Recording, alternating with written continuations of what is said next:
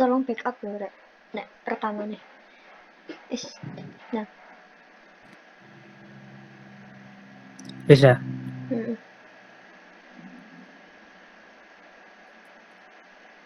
Baik, Assalamualaikum warahmatullahi wabarakatuh. Kami dari kelompok 1 akan mempresentasikan mengenai tampilan website aplikasi yang telah kami buat, yakni website manajemen organisasi. Dalam kesempatan kali ini, salah satu contoh dari manajemen organisasi yang akan kami buat adalah mengenai organisasi Pramuka UPN Veteran Jawa Timur.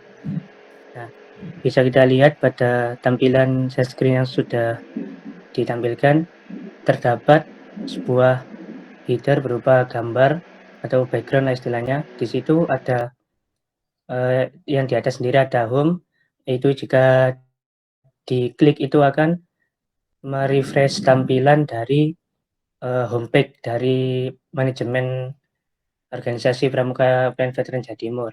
Lalu di sebelah kanan ada login, itu nanti kita akan bahas lebih lanjut. Sebelum itu kita akan scroll dulu ke bawah. Nah, di situ ada keterangan semua postingan. Nah, di semua postingan ini kita bisa mengisi dua tipe, yakni ada di sebelah kanan kategori artikel dan blog. Nah, di sini itu kita juga bisa memilah. Kita ingin mencari artikel atau blog. Misalkan kita klik artikel. Nah, maka tidak akan ketemu.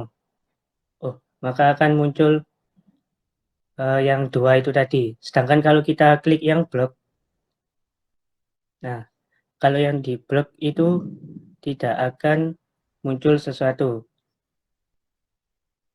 Nah, itu karena dua postingan yang tadi itu, yang pertama yaitu Rakernas Pramuka 2022 dan pemantapan Dewan Racana itu termasuk ke dalam ID artikel. Maka tidak akan muncul jika dalam kategori kita memilih blog. Dan untuk blognya sendiri mungkin kita bisa read more, salah satu.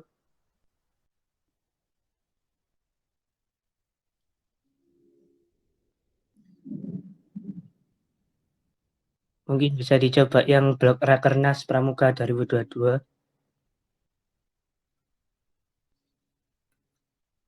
Nah, di sini akan menuju ke tampilan badan dari blog yang sudah dibuat pada menu admin ya, yang nantinya setelah login itu jika sudah menjadi anggota nanti bisa membuat postingan seperti ini.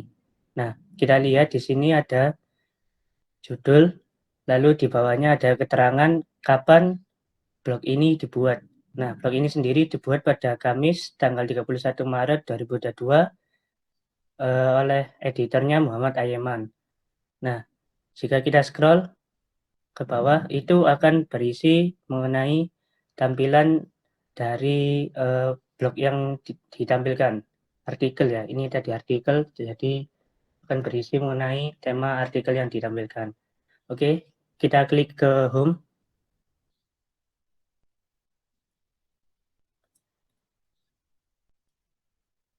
Nah, selain itu juga ada satu fitur lagi, yaitu ada search.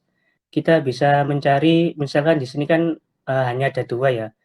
Kalau misalkan di sini ada banyak sekali artikel atau blog, kita bisa mencarinya di search. Dengan kata kuncinya itu harus sama. Misalkan yang kita cari itu artikel yang pertama itu, pemantapan Dewan Racana. Jadi kita harus mengetik pemantapan, kita coba untuk mencari.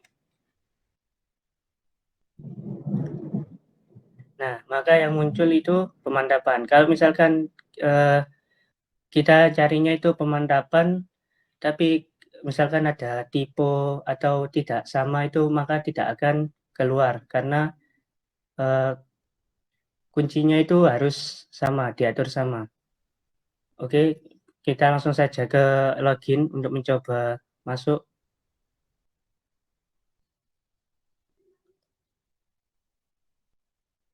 Nah, pada tampilan login sendiri, kita memakai dua kunci, yaitu email dan password.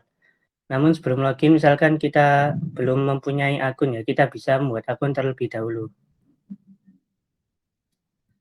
Nah, ini namanya mungkin bisa diisi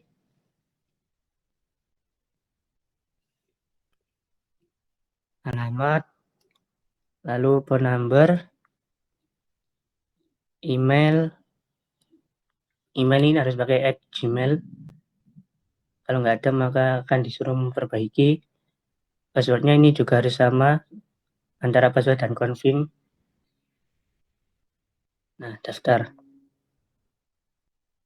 Nah, pendaftaran berhasil. Kita klik OK.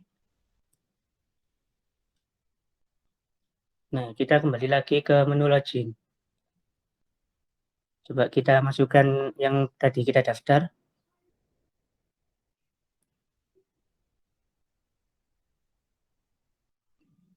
Oke, masuk.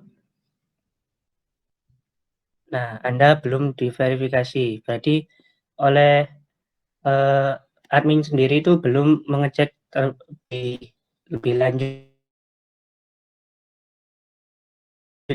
ya. Karena kan kita baru saja mendaftar, jadi kita memiliki perlu login memakai salah satu anggota.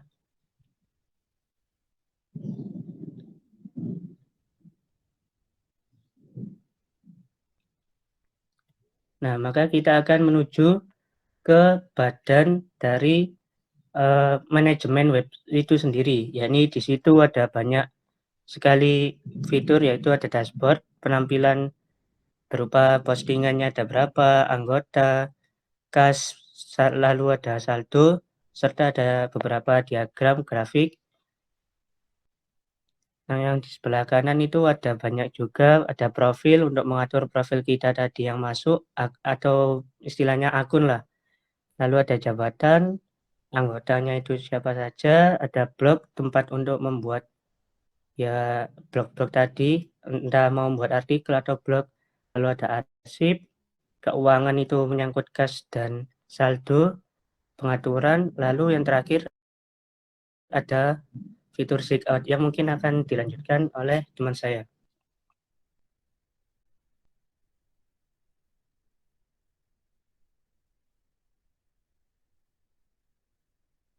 Oke, baik. Pada bagian admin dari sistem manajemen ini, yang pertama ada dashboard, di mana di dashboard sendiri menampilkan informasi yang ada dalam organisasi ini. Yang pertama ada postingan mengenai berapa banyak postingan yang sudah diposting dalam web aplikasi ini, terus ada informasi anggota, terus ada informasi kas untuk manajemen keuangan, serta ada informasi tentang sisa atau saldo keuangan lingkaran, dan ada grafik batang. Di sini menampilkan informasi tentang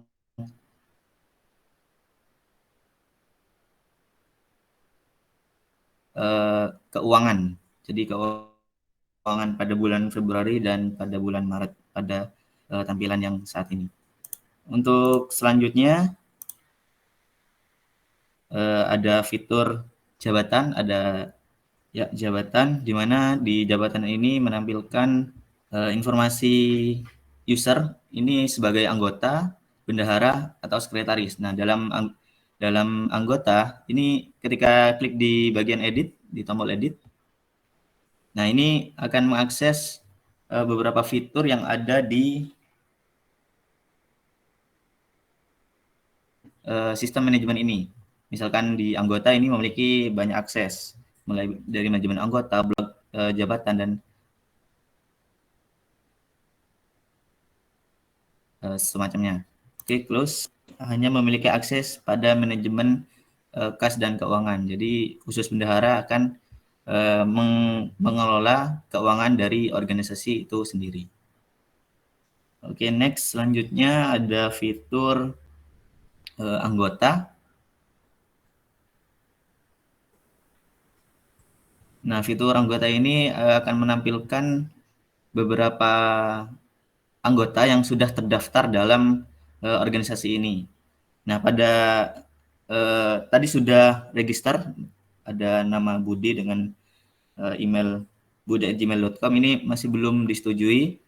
untuk menjadi sebuah anggota. Jadi kalau misalkan sudah login, misalkan bisa login, ini harus disetujui terlebih dahulu.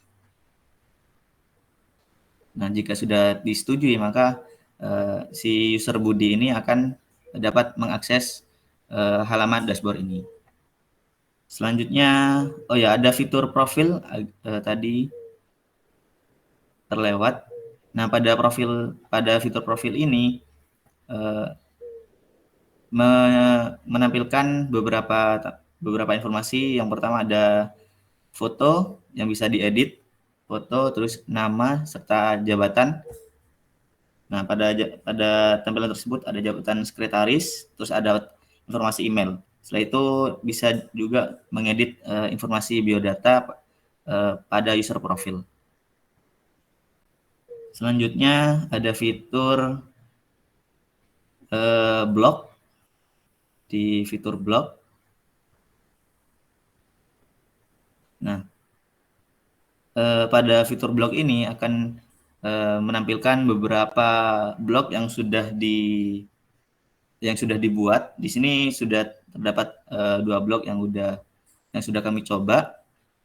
Misalkan kita ingin membuat blog baru ataupun informasi yang baru, kita bisa mengklik buat blog baru. Setelah itu akan diarahkan ke halaman blog edit. Di mana blog edit ini kita bisa menuliskan sebuah artikel ataupun blog yang akan kita tampilkan di website kami, website sistem informasi ini. Kita bisa tulis nama blognya serta nama labelnya. Nama label ini kita bisa pilih artikel atau blog. Nah, jadi kami menyediakan 2 pilihan ini, bisa dipilih. Nah, setelah itu juga bisa tambah juga nama label. Jadi sembarang sesuai tipe yang akan kita tampilkan. Misal ada label berita. Kita coba tes. Nah, setelah itu kita bisa mendeskripsikan apa yang akan kita tampilkan di blog nanti. Misalkan berita tes, terus kita juga bisa pilih foto ataupun gambar yang bisa kita tampilkan di blog nanti.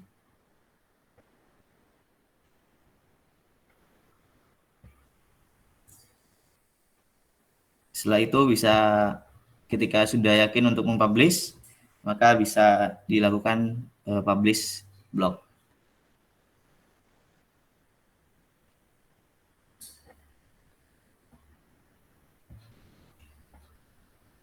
Nah, ketika sudah publish, maka kita diarahkan ke daftar blog. Maka daftar blog yang sudah kita buat tadi, maka akan berada di daftar blog ini. Kita bisa dilihat preview.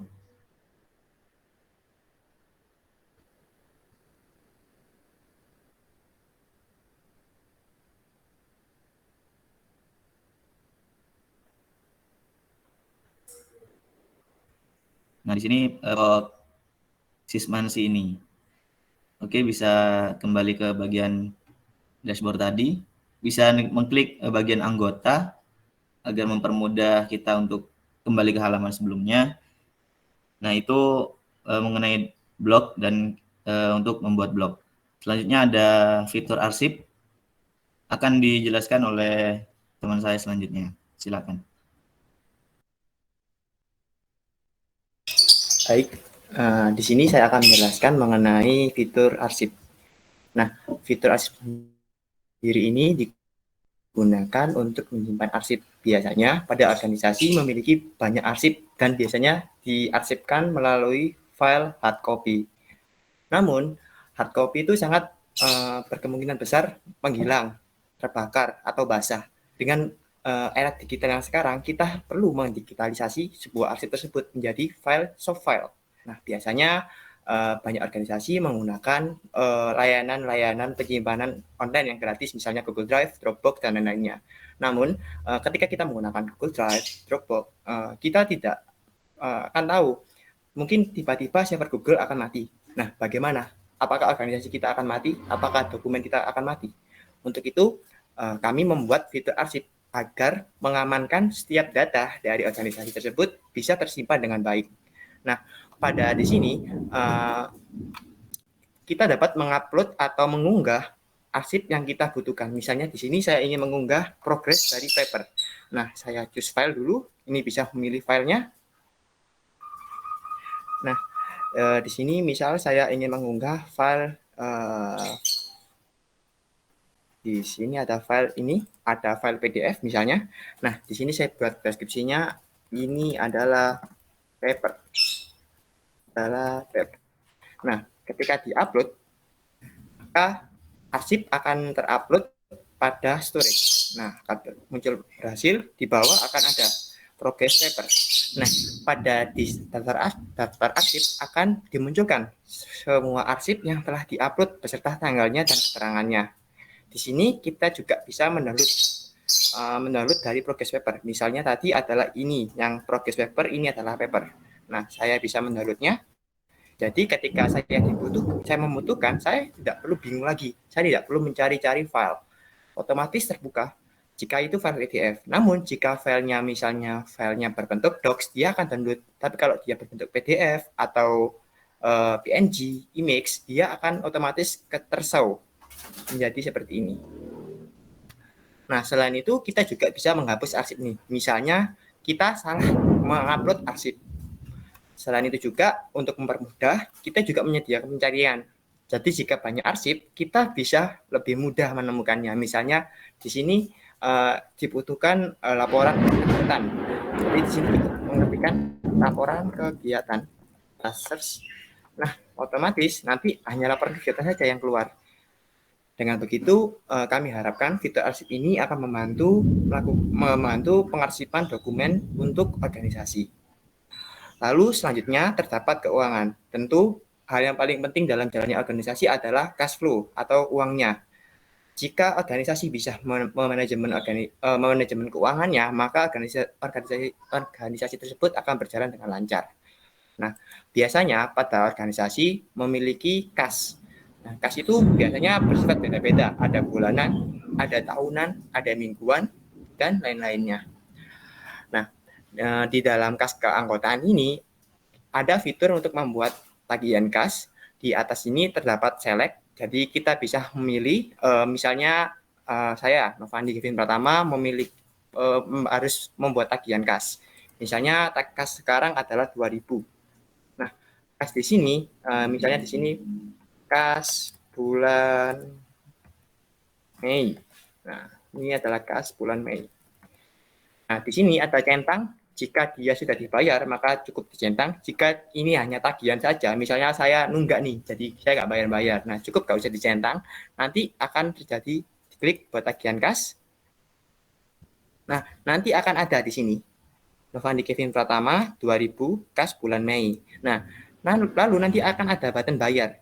Ketika ini ditekan, ketika saya membayar, ini cukup ditekan saja, otomatis akan keluar konfirmasi dulu. Ketika dia dikonfirm, dia akan terbayar.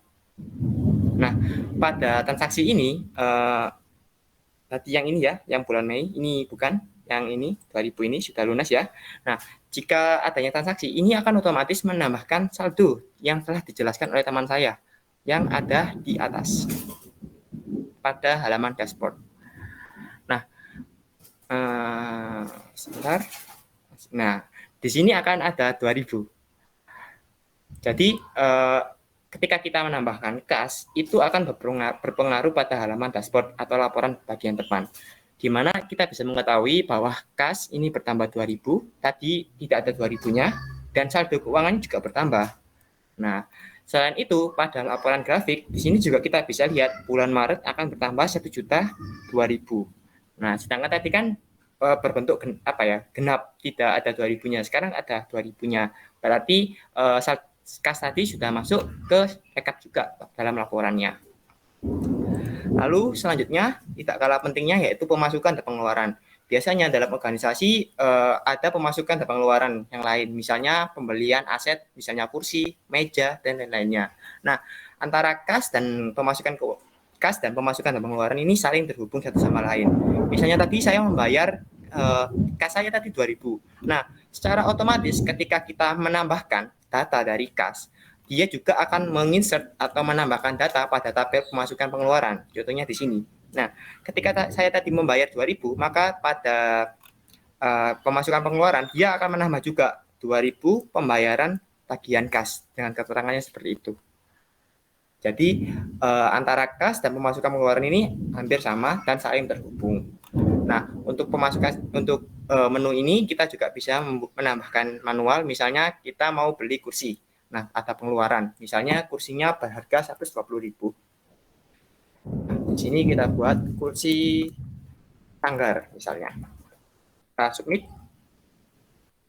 Nah, data akan masuk. Nah, di sini akan terlihat ada kursi sanggar. Kamis 31 Maret 2022. Lalu di sini juga ada pencarian by tanggal. Jadi biar misalnya datanya sangat banyak, itu user tidak akan mengalami lemot karena mengeload data yang terlalu banyak. Jadi kami berikan filter agar user hanya mengeload data yang mereka inginkan saja. Misalnya yang mau di-load dari tanggal 1 Februari. Nah, cukup mengganti tanggalnya, lalu klik tampilkan, maka dari tanggal 1 Februari akan muncul. Nah, misalnya di sini ada saldo awal tanggal 1 Februari. Seperti itu. Lalu selanjutnya yaitu di pengaturan. Nah, pada pengaturan di sini akan seamless dengan beranda utama atau halaman depan. Ketika kita ingin merubah, misalnya merubah nama atau deskripsi atau cover, itu akan berpengaruh pada halaman beranda. Misalnya di sini saya coba open link in new tab. Di sini masih seperti ini ya. Nah, mungkin di sini bisa saya ganti menjadi Pramuka UPN. Itu aja. Jadi veteran Jawa Timur saya hapus. Oke, saya hapus. Nah, klik simpan. Maka secara otomatis ketika kita merefresh halaman beranda yang ada di tab ini, kita refresh, maka dia akan menjadi Pramuka UPN saja. Oke, kita coba dulu. Nah, menjadi Pramuka UPN. Jadi, semua pengaturan ini digunakan untuk mengatur halaman depan. Lebih tepatnya bisa kita sebut CMS, Control Management System. Nah, selain itu, kalau sudah, kita juga bisa melakukan sign out. Misalnya, ketika kita ingin login dengan akun yang lain. Nah, ketika sign out, dia akan masuk ke halaman yang lain, masuk ke halaman login, dan tidak bisa kembali lagi ke halaman anggota. Ketika kita paksa, misalnya kita paksa page anggota, nah otomatis dia akan menolak dan akan meredirect kembali ke dalam halaman masuk lagi. Nah, jadi di sini sudah ada pencegatan atau restrict buat user harus tidak login, maka kembalikan ke halaman login seperti itu. Nah, untuk database yang kami pakai, kami menggunakan Firestore. Jadi Firestore ini berbasis NoSQL, hampir berbeda dengan MySQL yang berbasis SQL. Di sini basisnya seperti JSON, jadi bentuknya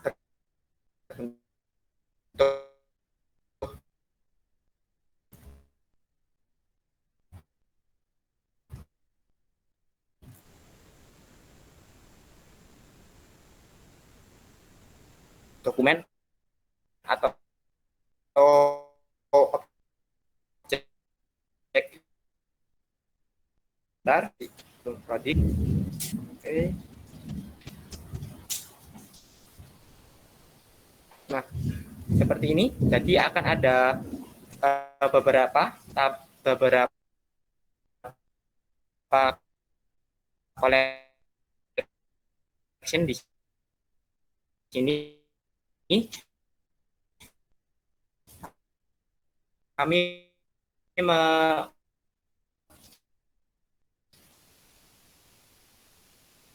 membuat API raging dan Max mencatatnya melalui rekap dan rekap.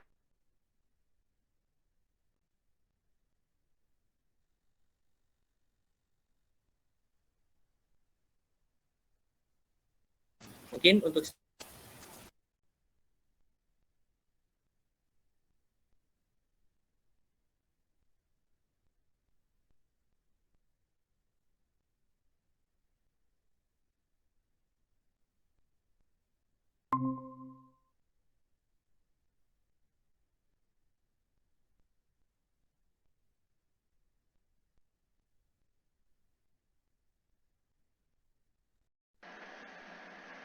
Oke.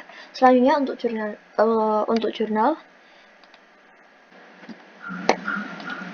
Assalamualaikum warahmatullahi wabarakatuh. Maaf untuk tadi karena ada masalah sinyal, jadi saya untuk papernya menjelaskannya di sini. Nah, untuk paper sendiri, saya sudah membuat judul papernya sendiri, yaitu ada rancang sistem manajemen organisasi Simansi menggunakan HTML5, CSS3, JavaScript, dan Firebase Store.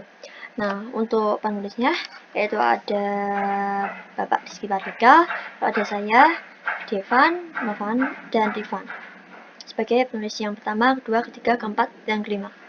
Selanjutnya di sini sudah kami cantumkan email dari masing-masing penulis. Dan setelah itu kita membuat abstraknya ya. Kita sudah membuat abstraknya dan di sini sesuai template. Di sini untuk judul papernya itu juga di bahasa Inggris kan, jadi kita juga membahas Inggriskan judulnya dan juga abstraknya. Setelah itu kita ke pendahuluan. Nah, pendahuluan ini isinya seperti deskripsi awalnya ya, seperti organisasi itu apa, lalu ada manajemen organisasi itu apa, dan juga latar belakang kenapa Simansi ini dibuat. Nah, Simansi ini dibuat itu karena beberapa organisasi yang kami nilai itu untuk manajemen organisasi tersebut seperti kas, lalu ada arsip yang ada beberapa masalah seperti kas yang pengeluaran pemasukannya itu seperti tidak termanajemen, terus ada arsip yang hilang dan lain-lain. Nah, kita membuat Simansi ini agar nantinya organisasi itu dapat manajemen organisasi sehingga organisasi tersebut bisa berjalan dengan lancar. Nah, untuk Simansi sendiri kan tidak hanya kas dan juga arsip, namun juga nantinya itu ada blog, berita, dan lain-lain. Jadi untuk era digital ini, Simansi ini diharapkan bisa menjadi pelopor bagi bagi web manajemen organisasi nantinya. Nah, untuk metode penelitiannya, kami menggunakan metode Agile. Metode Agile ini termasuk metode dengan jarak cepat. Jarak cepat maksudnya itu karena memiliki hanya 6 tahapan, yaitu ada perencanaan, implementasi, tes perangkat lunak, dokumentasi, deployment, dan review dan pemeliharaan. Nah, untuk jarak cepat ini maksudnya kita yang pertama pastinya ada project ya, kita merencanakan apa yang ingin kita buat, kita mau buat apa dan lain-lain, kita butuhin apa, dan kita mengumpulkan data-datanya. Lalu selanjutnya tahap perencanaan ini tidak hanya itu, namun juga ada perancangan data, seperti perancangan kita mau buat webnya itu seperti apa dan lain-lain. Istilahnya kita mendesainnya seperti itu. Lalu ada implementasi. Untuk implementasi sendiri adalah proses masukkan source code-nya. Kita membuat source code-nya mulai ke pembuatan bangunan webnya. Nah, seperti itu. Setelah kita membuat bangunan webnya, kita ke tes perangkat lunak. Nah, kita tes apakah nantinya perangkat lunak ini sudah sesuai apa belum. Kita tes apakah sesuai apa belum dengan keinginan kita. Nah, kalau nanti belum sesuai, kita ke implementasi lagi, jadi kita sampai ke benar-benar sudah sesuai gitu. Setelah itu melakukan dokumentasi. Nah, dokumentasi ini dilakukan setelah tes perangkat lunak ya, jadinya kita setelah ketika benar-benar tes perangkat lunaknya sudah selesai, nah untuk ini dokumentasi itu agar mendokumen bahwa perangkat lunak tersebut sudah siap di deployment, benar-benar sudah siap untuk dipasarkan, seperti itu. Lalu selanjutnya ada deployment. Nah, deployment sendiri ya ini adalah untuk tugas akhirnya ya. Tugas akhirnya itu setelah semua source code setelah dibuat, kita ke deployment, yaitu ke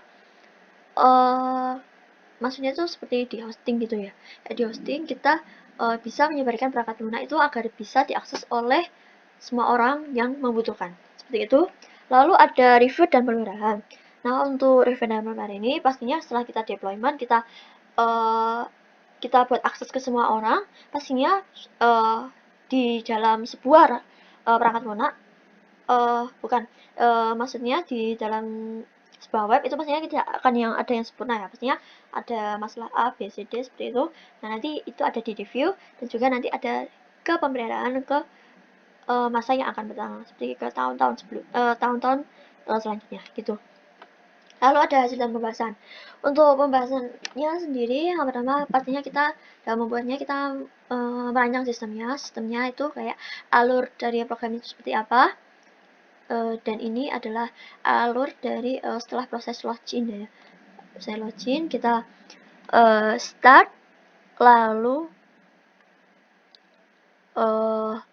kita ke tampilan utama web. Nah, nanti itu ada login, ada register. Jika register tersebut itu dilakukan ketika kita login tersebut bisa dimasuki kita sudah meregister ya, seperti yang dijelaskan teman saya. Lalu tampilannya ada profile, terus daftar anggota, daftar blog, keuangan, pengaturan, dan lain-lain gitu. Selanjutnya setelah kita membuat perancangan sistemnya, lalu kita membuat basis datanya. Basis datanya nanti data-data apa yang harus diperlukan ketika kita seperti merancang untuk menggabungkan data satu dengan data lainnya. Itu kita membuat CDM-nya seperti ini. Membuat CDM-nya seperti ini. Nah, setelah kita membuat CDM-nya, pastinya kita langsung buat ke IDM-nya. Lalu selanjutnya ada konfigurasi Firebase. Nah, ini konfigurasi Firebase itu kita menggunakan layanan Firebase, diperlukan konfigurasi dengan menggunakan bahasa pemrograman JavaScript. Nah, konfigurasi tersebut berupa APK, database URL, project ID, dan lain-lain. Nah, dengan menggunakan library Firebase yang telah disediakan. Konfigurasinya itu seperti ini. Nah, untuk pada halaman Firebase Console akan terdapat layanan Firebase Database yang akan berfungsi untuk mengimplementasikan struktur basis data yang dirancang sebelumnya. Nah, setiap entitas yang akan diwakilkan menjadi collection dan contohnya adalah seperti berikut. Seperti ini contohnya. Nah, setelah itu kita membuat rancangan antarmukanya. Kita mau buat loginnya itu bentuknya kayak gimana. Rancangan awal kasarnya itu seperti ini. Terus ada dashboard, terus halaman profile seperti ini dan lain sebagainya sampai ke manajemen kas itu, manajemen keuangan.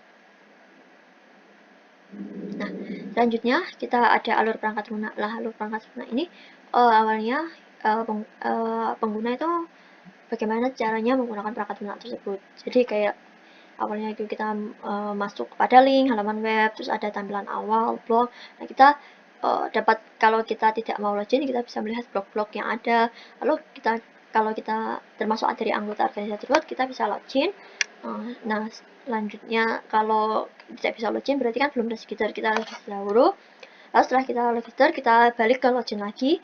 Lalu setelah login, nah kita akan bisa memanfaatkan fitur-fitur dari dari web tersebut gitu. Selanjutnya ada fiturnya. Fitur dari halaman tersebut apa aja yang sudah kita buat, yaitu ada tampilan beranda dan juga ada untuk beranda atau homepage sendiri itu terdiri ada apa saja, yaitu ada logo organisasi, terus nama organisasi, deskripsi, dan lain-lain. Dan lain-lain itu sudah dijelaskan. Ini seperti gambaran awal seperti penjelasan yang sudah teman saya jelaskan seperti itu. Dan sudah untuk proses dari paper sudah sampai sini. Mungkin sebentar lagi mungkin kami perbaiki lagi dari segi bahasa dan kelengkapan paper. Sekian, terima kasih. Wassalamualaikum warahmatullahi wabarakatuh.